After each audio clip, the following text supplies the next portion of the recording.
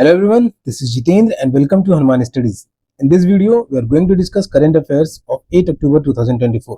आज के इस वीडियो में हम लोग 8 अक्टूबर 2024 के इंपॉर्टेंट करंट अफेयर्स पॉइंट्स को डिस्कस करेंगे। तो जो भी हनुमान स्टडीज में नए हैं वो चैनल को सब्सक्राइब करना ना भूलें। सीखने को जरूर मिलेगा तो वीडियो को लाइक और शेयर जरूर करें। तो इस वीडियो में हम लोग 8 अक्टूबर 2024 के इंपॉर्टेंट करंट अफेयर्स पॉइंट्स को डिस्कस करेंगे। हनुमान स्टडीज आपके लिए general knowledge, current affairs, various facts और एक्सप्लेनर्स की वीडियोस लाते रहता है। तो आप इसे सभी जगह लाइक, फॉलो, सब्सक्राइब जरूर करें ताकि आप लेटेस्ट अपडेट से अपडेटेड रहें। ओके, सो हनुमान स्टडीज यूट्यूब पे भी है, फेसबुक पे भी है, इंस्टाग्राम प्रोफाइल भी है, पिनिंटरेस्ट भी है और आप मुझे फॉलो कर सकते हैं ट्विटर पे भी। आप सभी जगह इसे लाइक, फॉलो, सब्सक्राइब जरूर करें ताकि आप लेटेस्ट अपडेट से अपडेटेड रहें। Okay, so in this video we are going to discuss current affairs of 8 October 2024 और इसकी पीडीएफ को डाउनलोड करने के लिए आप डिस्क्रिप्शन में दिए गए लिंक से डाउनलोड कर सकते हैं। Okay, so first point is कि regional workshop on competition law, regional workshop on competition law यानी प्रतिस्पर्धा कानून पर क्षेत्रीय कार्यशाला। अब इसके रिगार्डिंग जो फर्स्ट पॉइंट है कि the competition commission of India along with NALSAR, that is NALSAR University of Law, organized a regional workshop on competition law.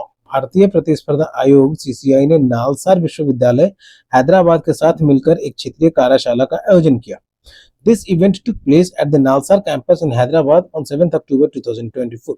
यह कार्यशाला 7 अक्टूबर 2024 को नालसार परिषद हैदराबाद में आयोजित हुआ था।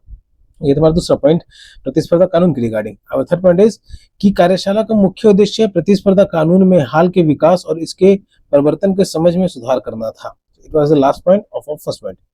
Now, our second point is World Cotton Day 2024. Our second point is World Cotton Day 2024. The first point regarding this is the 7 अक्टूबर 2024 को वस्त्र मंत्री श्री गिरिराज सिंह ने विश्व कपास दिवस समारोह में भाग लिया। ठीक, तो 7 अक्टूबर 2024 को वर्ल्ड कपास दिवस मनाया जाता है जिसमें श्री गिरिराज सिंह जो कि यूनियन मिनिस्टर हैं टेक्सटाइल्स के, उन्होंने वर्ल्ड कॉटन डे के समारोह में भाग लिया। अब सेकंड पॉइंट इसके रिगार्डिंग कि यह कार्यक्रम वस्त्र मंत्रालय, भारतीय वस्त्र उद्योग महासंघ और कपास निगम भारत के सहयोग से आयोजित किया गया था। This event was organized by ministry of textiles in collaboration with the confederation of Indian textile industries and the cotton corporation of India. Next point इसकी इस वर्ष का विषय था कपास वस्त्र मूल्य श्रृंखला को आकार देने वाले mega trends shipping cotton textile value chain. Now, the conference highlighted, कार्यक्रम में निम्नलिखित बिंदुओं को उजागर किया गया जिस पर डिस्कशन हुआ। पहला बिंदु क्या कि कपास उत्पादन में सुधार के लिए स्थायी खेती के तरीकों पर चर्चा की गई। दूसरा कि फार्म से फैशन तक की ट्रेसिबिलिटी की महत्ता पर चर्चा की गई जिसमें ईसीजी डेटा का उपयोग किया गया। थर्ड कि एचडीपीएस जैसी तकनीकों का कार्यान्वयन पर भी चर्चा की गई जो कि फार्म से फाइबर, फैक्ट्री, फैशन और विदेशी बाजार तक की पूरी प्रक्रिया को कवर करती है। ये इंपॉर्टेंट पॉइंट्स है, हमारे एक्सप्लेनेशन था सेकंड पॉइंट का। और थर्ड पॉइंट इज कि SAIL and BHP collaboration for steel decarbonization. ये स्टील डीकार्बनाइजेशन के लिए सेल और बीएचपी का सहयोग। सेल हो गया steel authority of India limited, India's largest government steel producer is partnering with BHP Group, a leading global resources company to reduce carbon emission और steel making। देखिए steel authority of India limited Bharat का सबसे बड़ा सरकारी steel उत्पादक carbon उत्सर्जन को कम करने के लिए वैश्विक संस्थान BHP के साथ सहयोग कर रहा है। So it is the first point. Our second point is कि उन्होंने ब्लास्ट फर्नेस विधि के लिए कम कार्बन प्रौद्योगिकियों का पता लगाने के लिए एक समझौता ज्ञापन पर हस्ताक्षर किया। तो एक मेमोरेंडम ऑफ अंडरस्टैंडिंग पे साइन हुआ है ब्लास्ट फर्नेस मेथड पे। नेक्स्ट पॉइंट इज कि इस सहयोग का उद्देश्य ग्रीन हाउस गैस उत्सर्जन कि ग्रीन हाउस गैस एमिशंस जो है तो उसको कम करने के लिए हाइड्रोजन और बायोचार का वैकल्पिक उपघटनकर्ता के रूप में उपयोग की जांच करना है। नेक्स्ट पॉइंट है कि यह पहल स्थायी स्टील उत्पादन के लिए स्थानीय अनुसंधान और विकास क्षमताओं के निर्माण पर भी ध्यान केंद्रित करेगी। तो ये था एक्सप्लेनेशन हमारे थर्ड पॉइंट का। अब फोर्थ पॉइंट इज कि न्यू स्किल सेंटर इनॉग्रेटेड इन मुंबई में नया कौशल केंद्र स्थापित। अब इसके रिगार्डिंग फर्स्ट पॉइंट जो है वो है कि भारतीय उद्योग परिसंघ CII that is confederation of Indian industry ने राष्ट्रीय कौशल विकास निगम NSDC that is national skill development corporation और बृहन मुंबई नगर निगम BMC के साथ मिलकर मुंबई के कांदिवली में एक कौशल केंद्र स्थापित किया। नहीं तो मुंबई के कांदिवली शहर में एक कौशल केंद्र, एक स्किल सेंटर का एस्टेब्लिशमेंट किया गया। सेकंड पॉइंट है कि समझौता ज्ञापन केंद्रीय मंत्री पीयूष गोयल की उपस्थिति में हस्ताक्षरित किए गए। तो जो मेमोरेंडम ऑफ अंडरस्टैंडिंग साइन किया गया तो वो केंद्रीय मंत्री यूनियन मिनिस्टर हैं जो पीयूष गोयल, उनके प्रेजेंस में इस पे साइन किया गया। नेक्स्ट इज कि यह पहल मुंबई के कार्यबल के लिए रोजगार के अवसरों को बढ़ाने पर केंद्रित करेगी। नेक्स्ट पॉइंट इसकी सीएसआई और नेस्कॉम जैसे उद्योग साझेदारों द्वारा प्रशिक्षण न्यूनतम लागत पर प्रदान किया जाएगा। अब इस प्रयोग ये जो कौशल केंद्र का उद्घाटन जो किया गया है, तो इसमें जो सीआईआई और नेस्कॉम के द्वारा जो है तो न्यूनतम लागत पर कम से कम दामों पर लोगों को ट्रेनिंग दिया जाएगा। नेक्स्ट पॉइंट इसके सीआईआई का लक्ष्य प्रशिक्षण के बाद उम्मीदवारों के लिए कम से कम 75% रोजगार सुनिश्चित करना है। अब इसके साथ ही सीआईआई का यह भी लक्ष्य है कि 75% रोजगार भी सुनिश्चित हो सके इस ट्रेनिंग के बाद में। तो ये था एक्सप्लेनेशन हमारे फोर्थ पॉइंट का। अब फिफ्थ पॉइंट इसकी राष्ट्रीय अनुभव पुरस्कार योजना नेशनल अनुभव अवार्ड्स स्कीम 2025 अनुभव प्लेटफॉर्म मार्च 2015 में सेवानिवृत्त और सेवानिवृत्त सरकारी कर्मचारियों के लिए उनके अनुभव साझा करने के लिए शुरू किया गया था। ये जो अनुभव प्लेटफॉर्म है, it was launched in March 2015 for retiring and retired government employees to share their experiences. Now it was the first point. Second point is 10,886 लेख प्रकाशित किए गए हैं, जिनमें से 78 उत्कृष्ट लेखों को पुरस्कार मिले हैं। टोटल इसमें लेख प्रस्तुत किए गए, प्रकाशित किए गए 10,886, जिसमें से 78 राइटअप्स को जो है अवार्ड भी दिया गया है। अब नेक्स्ट पॉइंट इसकी नया राष्ट्रीय अनुभव पुरस्कार योजना 2025 केंद्रीय सार्वजनिक क्षेत्र के उपक्रमों CPSU central public sector undertakings के कर्मचारियों को भी शामिल करता है। तो ये जो नया नेशनल अनुभव अवार्ड स्कीम 2025 जो लागू हुआ है, तो इसमें सीपीएसयू के जो एम्प्लॉयज हैं वो भी इसमें शामिल हो जाएंगे। अब नेक्स्ट पॉइंट इसकी पेंशन भागियों के लिए लेख प्रस्तुत करने की समय सीमा अब सेवानिवृत्त के बाद 3 वर्ष है। The time limit for pensioners to submit write ups is now 3 years after retirement. Next point इसके more information is available on the Anubhav portal, और अधिक से अधिक जानकारी जो है वो अनुभव पोर्टल पर उपलब्ध कराई गई है। So it was the explanation for the point 5. Our sixth point is कि केंद्रीय मंत्री का भारतीय खान ब्यूरो का दौरा, union ministers visit to Indian bureau of mines. इसके रिगार्डिंग फर्स्ट पॉइंट क्या है कि कोयला और खान मंत्री श्री जी किशन रेड्डी जो है कोयला और खान मंत्री ने नागपुर में भारतीय खान ब्यूरो का दौरा किया, जहां उन्होंने प्रमुख पहलुओं पर समीक्षा की और डिजिटल नवाचारों का शुभारंभ किया। The Union Minister of Coal and Mines, Shri G. Kishan Reddy, visited Indian Bureau of Mines. He visited IBM, जो कि नागपुर में सिचुएटेड है। ठीक है, तो ये था फर्स्ट पॉइंट। और सेकंड पॉइंट इज कि उन्होंने आधुनिक खनिज प्रसंस्करण प्रयोगशाला में field emission scanning electron microscope FESM और digital x-ray with version XRD जैसी उन्नत सुविधाओं का उद्घाटन किया। तो वहां पे नागपुर में IBM में उन्होंने 2-3 चीजों का उद्घाटन किया, जिसमें से एक है field emission scanning electron FESM, second is digital x-ray diffraction XRD। इन दोनों चीजों का उन्होंने वहां पर उद्घाटन भी किया। ये था सेकंड पॉइंट। और थर्ड पॉइंट इसकी इस दौरे ने भारत की खनिज अन्वेषण और प्रसंस्करण क्षमताओं में सुधार के प्रति प्रतिबद्धता को उजागर किया है। अब इस दौरे से जो है भारत का जो मिनरल एक्सप्लोरेशन को इम्प्रूव करने का और प्रोसेसिंग कैपेबिलिटीज को भी इम्प्रूव करने के लिए बढ़ावा देगा। So it was the explanation for the sixth point. Our seventh point is कि WHO दक्षिण पूर्व एशिया क्षेत्र सत्र में स्वास्थ्य मंत्री union health ministers addresses at WHO south east Asia session. इसके रिगार्डिंग फर्स्ट पॉइंट क्या है कि स्वास्थ्य मंत्री श्री जगत प्रकाश नड्डा ने WHO दक्षिण पूर्व एशिया क्षेत्र के 77वें क्षेत्रीय समिति बैठक 7 अक्टूबर 2024 को संबोधित किया। आप यहाँ इमेज में देख सकते हैं JP नड्डा जी बैठक को संबोधित करते हुए, जो कि 7 अक्टूबर 2024 को हुआ था। और ये बैठक था तो WHO का साउथ ईस्ट एशिया रीजन के कंट्रीज का बैठक था।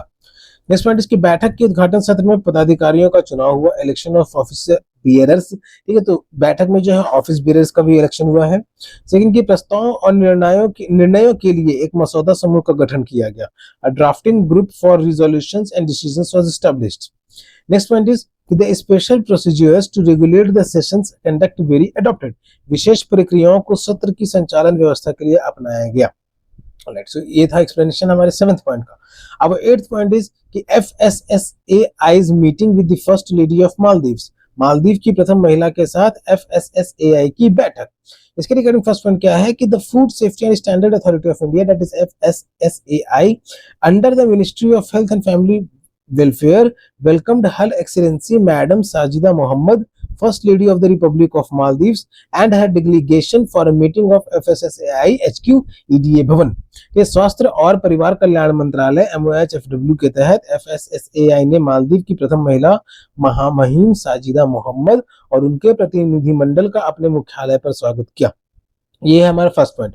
और सेकंड पॉइंट इज कि the first lady engaged in discussions with India's contact point for the Codex Alimentarius Commission focusing on key aspects of food safety standards and regulatory frameworks. प्रथम महिला ने भारत के प्रतिनिधि के साथ कोडेक्स एलिमेंटेरियस कमीशन के तहत खाद्य सुरक्षा मानकों और नियामक ढांचे पर चर्चा की। और थर्ड पॉइंट इज कि प्रथम महिला को FSSAI की प्रयोगशाला प्रणाली के बारे में जानकारी दी गई, जो पूरे भारत में उच्चतम खाद्य सुरक्षा मानकों को सुनिश्चित करती है। और next point is regarding this, इसकी प्रथम महिला ने कहा कि भारत के साथ सहयोग मालदीव के खाद्य सुरक्षा मानकों को बेहतर बनाने के लाभकारी होगा। अब ये सारी बातें जो हैं मालदीव की फर्स्ट लेडी के द्वारा कहा गई है, दैट इज साजिदा मोहम्मद के द्वारा। ये सारी बातें साजिदा मोहम्मद के द्वारा कही गई हैं। अब लास्ट पॉइंट इज कि FSSAI ने अपनी मोबाइल खाद्य प्रशिक्षण प्रयोगशाला फूड सेफ्टी ऑन व्हील्स का प्रदर्शन किया, जो खाद्य सुरक्षा प्रशिक्षण और जागरूकता फैलाने के लिए उपयोगी है। प्रथम महिला ने इस पहल की सराहना की। It was the explanation for the 8th point. Our 9th point is India's role in shaping global food safety and nutrition. वैश्विक खाद्य सुरक्षा और पोषण में भारत की भूमिका। इसके रिगार्डिंग फर्स्ट पॉइंट है कि भारत ने 44वीं कोडेक्स समिति की बैठक में हिस्सा लिया 2 से 6 अक्टूबर 2024 के बीच में जो हुआ था। नेक्स्ट कि भारत ने पुराने FAO WHO प्रोबायोटिक्स दिशा निर्देशों को अपडेट करने का प्रस्ताव रखा और कई देशों का समर्थन इसे प्राप्त भी किया। नेक्स्ट पॉइंट कि 6 से 36 माह के बच्चों के लिए पोषण संदर्भ मूल्यों का भारत का प्रस्ताव समिति द्वारा स्वीकार किया गया। तो जो इंडिया ने प्रपोजल रखा था nutrients reference values for children age 3 to 36 months, it has been accepted by the committee. Next point is कि EU के परीक्षण प्रस्ताव का विरोध करने पर भारत की भूमिका ने इसे रोका और अमेरिका तथा कनाडा का समर्थन मिला। तो भारत के विरोध करने पर EU के प्रशिक्षण सेंसरी टेस्टिंग प्रपोजल जो है तो उसको रोक मिला और अमेरिका, USA और कनाडा ने इसको समर्थन भी दिया। नेक्स्ट की वैश्विक खाद्य सुरक्षा मानकों में योगदान देते हुए भारत के सुझावों को अंतिम रिपोर्ट में शामिल किया गया। तो ये था एक्सप्लेनेशन हमारे 9th पॉइंट का। और 10th पॉइंट इज कि India UAE bilateral investment treaty BIT bilateral investment treaty 2024 Bharat UAE द्विपक्षीय निवेश संधि BIT 2024। इसके रिगार्डिंग फर्स्ट पॉइंट है कि भारत और UAE ने 13 फरवरी 2024 को एक नए द्विपक्षीय निवेश संधि पर हस्ताक्षर किए, जो 31 अगस्त 2024 में शुरू हुई। ओके, तो भारत और UAE ने मिलकर के 13 फरवरी 2024 को एक द्विपक्षीय निवेश संधि पर हस्ताक्षर किए थे, जो कि 31 अगस्त 2024 से शुरुआत हो चुकी है। अब इसके रिगार्डिंग सेकंड पॉइंट क्या है कि यह संधि दोनों देशों के निवेशों को रक्षा करती है, निष्पक्ष उपचार और भेदभाव की रोकथाम सुनिश्चित करती है। नेक्स्ट कुछ की फीचर्स हैं इन दोनों के देशों के संधि के भी कि clear rules on what counts as an investment, यह स्पष्ट नियम देता है कि निवेश क्या होता है। कोई अन्यायपूर्ण व्यवहार या न्याय का अस्वीकृत नहीं। तो मुद्दों का समाधान मध्यस्थता से किया जा सकता है। राज्य अपने हितों की रक्षा के लिए नियम बना सकते हैं। तो ये कुछ की हाइलाइट्स है इनके साइनिंग्स के बीच में। नेक्स्ट पॉइंट इज कि आर्थिक वृद्धि, यह संधि निवेश बढ़ाने और भारत और UAE के बीच आर्थिक संबंध मजबूत करने का लक्ष्य रखती है। इनके बीच जो भी संधि हुई है तो ये भारत और UAE के बीच आर्थिक संबंध मजबूत करेगी और लक्ष्य बढ़ावा भी देगी इसको। ये था एक्सप्लेनेशन हमारे 10th पॉइंट का। अब 11th पॉइंट इज कि red panda conservation program shortlisted for award, लाल पांडा संरक्षण कार्यक्रम पुरस्कार के लिए चुना गया।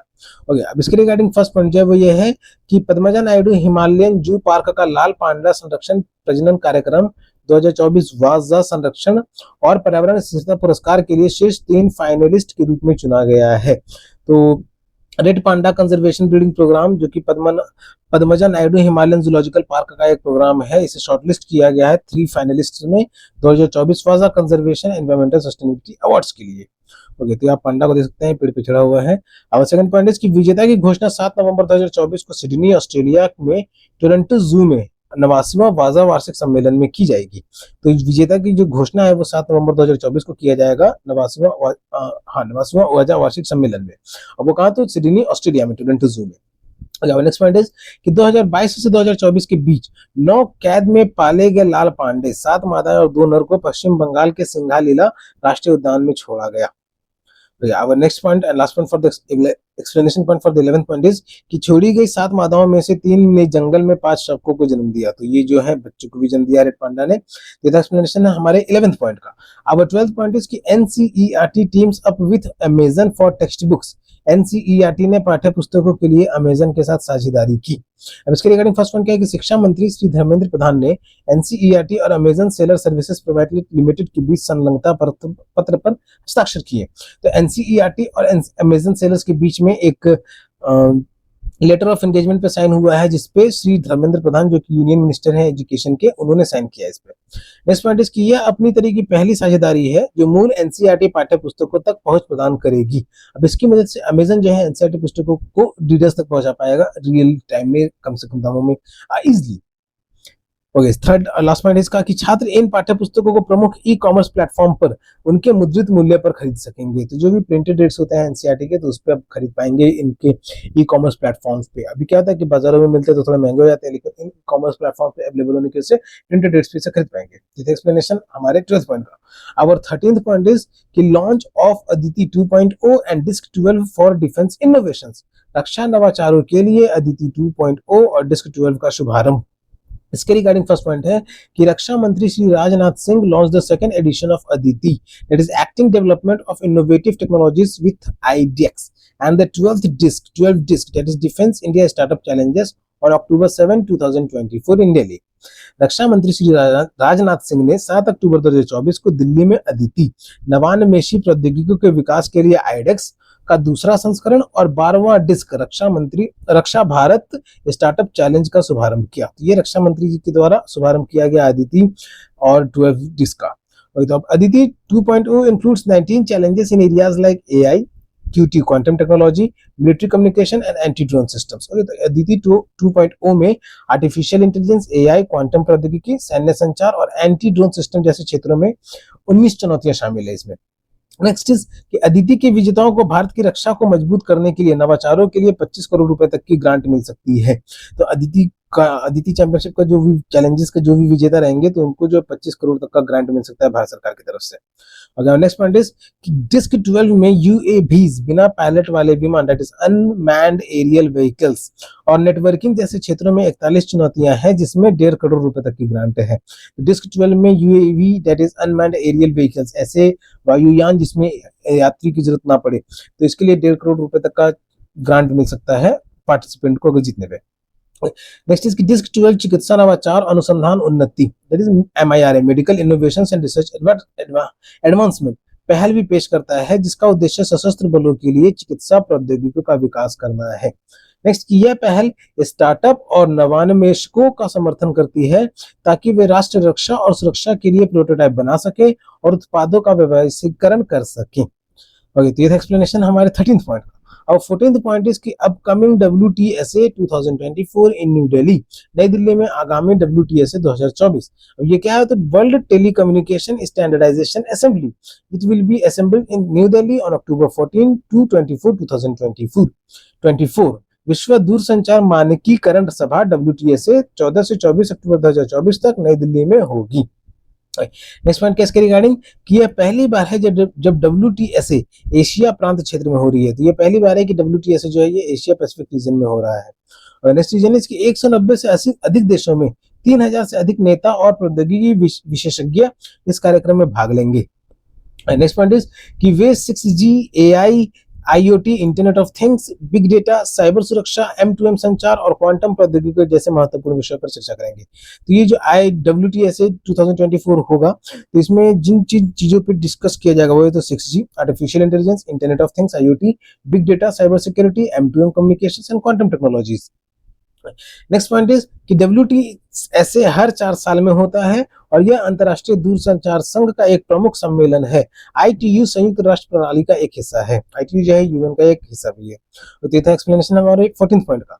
अब 15th point is ADIA starts operations in India. ADIA ने भारत में संचालन शुरू किया। इसके रिगार्डिंग फर्स्ट पॉइंट क्या है कि Abu Dhabi investment authority, that is ADIA, Abu Dhabi निवेश प्राधिकरण UAE का सबसे बड़ा संप्रभु संपत्ति कोष है और इसने भारत में अपने निवेश को बढ़ाने के लिए गुजरात के गिफ्ट सिटी में एक कार्यालय खोला है। तो ADIA ने गुजरात की गिफ्ट सिटी में एक ऑफिस खोला है। तो ये लार्जेस्ट जो तो ADIA क्या है, तो it is the largest sovereign wealth fund of the UAE। ये UAE का जो है एक बहुत ही बड़ा संपत्ति कोष है। इसके रिगार्डिंग सेकंड पॉइंट है कि 12वीं भारत UAE संयुक्त कार्यबल की बैठक मुंबई में 7 अक्टूबर 2024 को ही। नेक्स्ट पॉइंट की बैठक की सह अध्यक्षता पीयूष गोयल, भारत के वाणिज्य मंत्री, और शेख हमीद बिन जायद अल नहयान, आडिया के प्रबंध निदेशक ने की। नेक्स्ट इसकी आडिया भारत में अपने निवेश के लिए गिफ्ट सिटी में एक वैकल्पिक निवेश कोष स्थापित करने की आयोजन कर रहा है। तो आइडिया जो कि यूएई का एक निवेश कोष है, तो वो जो है भारत में भी गिफ्ट सिटी में एक वैकल्पिक निवेश कोष स्थापित करने को योजना बना रहा है। नेक्स्ट पॉइंट कि यूएई भारत में सबसे बड़ा अरब निवेशक है, जिसने वित्तीय वर्ष 2023-24 में लगभग $3 बिलियन का निवेश किया है। ओके, तो यूएई जो है भारत में अब तक का सबसे बड़ा निवेशक है, इन्वेस्टर है, जिसने अब तक लगभग $3 बिलियन का निवेश कर चुका है। नेक्स्ट पॉइंट, इसके नया द्विपक्षीय निवेश संधि भारत और यूएई के बीच निवेश प्रवाह को बढ़ाएगा। ऑलराइट, ये था एक्सप्लेनेशन हमारे 15th पॉइंट का। 16th पॉइंट इज कि Indian institute of foreign trade IIFT to open first overseas campus in Dubai. भारतीय विदेश व्यापार संस्थान दुबई में पहला विदेशी परिसर खोलेगा। इसके रिगार्डिंग फर्स्ट पॉइंट है कि भारतीय विदेश संचार संस्थान that is IIFT Indian institute of foreign trade Dubai के एक्सपो सिटी में भारत पवेलियन में अपना पहला विदेशी परिसर खोलेगा। सेकंड पॉइंट है कि 3 अक्टूबर 2024 को प्रोफेसर राकेश मोहन जोशी जो IIFT के उपकुलपति और रीम अल हाशमी यूएई के राज्य मंत्री के बीच MOU पर हस्ताक्षर किए गए। नेक्स्ट पॉइंट इज कि यह परिसर 2025 की शुरुआत तक संचालन करने की उम्मीद है और प्रशिक्षण कार्यक्रम और MBA अंतर्राष्ट्रीय व्यापार डिग्री प्रदान करेगा। तो यह परिसर जो है 2025 की शुरुआत होने की उम्मीद है इसका, और प्रशिक्षण कार्यक्रम और MBA डिग्री प्रदान करेगा ये परिसर। नेक्स्ट इज कि यह MOU भारत और यूएई के बीच मौजूदा समझौतों पर आधारित है, जिसमें व्यापार तंत्र और व्यापक आर्थिक भागीदारी समझौता that is comprehensive economic partnership CEPA शामिल है। तो ये जो MOU है भारत और यूएई के बीच में मौजूदा समझौतों पर आधारित है। नेक्स्ट पॉइंट है कि IIFT जिसकी स्थापना 1963 में हुई थी, विदेश व्यापार पर ध्यान केंद्रित करता है और अंतर्राष्ट्रीय व्यापार में अपने अनुसंधान और प्रशिक्षण के लिए जाना जाता है। तो IIFT जो है इसकी स्थापना हुई थी 1963 में 1963 में, और ये विदेशी व्यापार पर ध्यान केंद्रित करता है ज्यादातर, ठीक है, और अंतर्राष्ट्रीय व्यापार में अपने अनुसंधान और प्रशिक्षण के लिए जाना जाता है ये IIFT। नेक्स्ट पॉइंट इसकी दुबई का परिसर सततता और नवाचार पर केंद्रित परियोजनाओं में एक्सपो सिटी के साथ सहयोग करेगा। Dubai campus will collaborate with expo city on projects focused in sustainability and innovation. So it was the explanation for our 16th point. Our 17th point is कि foundation laid for Karo and Konar coal handling plants. Karo और Konar coal handling plant के लिए नींव रखी गई। तो ये दो कोल प्लांट्स के लिए नींव रखी गई है, तो कारो और कोनार प्लांट्स के लिए। इसके रिगार्डिंग फर्स्ट पॉइंट क्या है कि 6 अक्टूबर 2024 को केंद्रीय मंत्री श्री सतीश चंद्र दुबे ने बोकारो और कारगली क्षेत्रों में CCL का कारो कोयला हैंडलिंग प्लांट और कोनाल कोयला हैंडलिंग प्लांट की नींव रखी। सेकंड पॉइंट है कि कारो कोयला हैंडलिंग प्लांट की क्षमता 7 मिलियन टन प्रतिवर्ष है, जबकि कोनार कोयला हैंडलिंग प्लांट की क्षमता 5 मिलियन टन प्रतिवर्ष है। ओके, तो ये एक्सप्लेनेशन हमारे 17th पॉइंट का। अब 18th पॉइंट इज कि 2024 नोबेल प्राइज इन फिजियोलॉजी और मेडिसिन।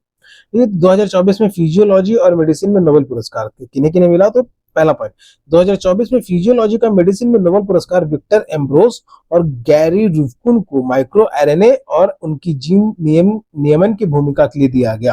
तो फिजियोलॉजी और मेडिसिन में नोबेल पुरस्कार जो दिया गया वो विक्टर एम्ब्रोस और गैरी रुफ्कुन को दिया गया। 2024 के जो फिजियोलॉजी और मेडिसिन के फील्ड में जो नोबेल पुरस्कार है वो विक्टर एम्ब्रोस और गैरी रुफ्कुन को दिया गया। किसके लिए दिया गया, तो माइक्रो RNA और उनकी जीन से रेगुलेशन की भूमिका के लिए। नेक्स्ट पॉइंट इसकी यह खोज जीवों में जीन के कार्य करने के तरीकों को समझने के लिए महत्वपूर्ण है। नेक्स्ट पॉइंट इसकी विजेताओं को $1.1 मिलियन मिलेंगे और यह 1901 के बाद इस श्रेणी में 115वां नोबेल पुरस्कार है। यदि 1901 के बाद से अब तक का 115वां नोबेल पुरस्कार है जो कि दिया जा रहा है फिजियोलॉजी और मेडिसिन के फील्ड में। Okay, so it was the explanation for 18th point.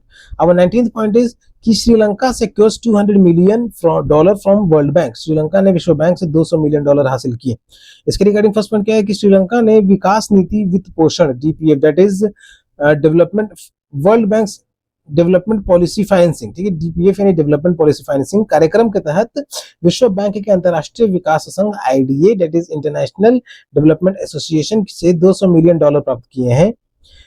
यह समझौता वित्त मंत्रालय और विश्व बैंक अधिकारियों के बीच राष्ट्रपति अनुरा कुमारा दिस्सानायके की उपस्थिति में हुआ। तो ये श्रीलंका के राष्ट्रपति अनुरा कुमारा दिस्सानायके की उपस्थिति में हुआ और वित्त मंत्रालय के जो मिनिस्ट्रीज थे उनके बीच में।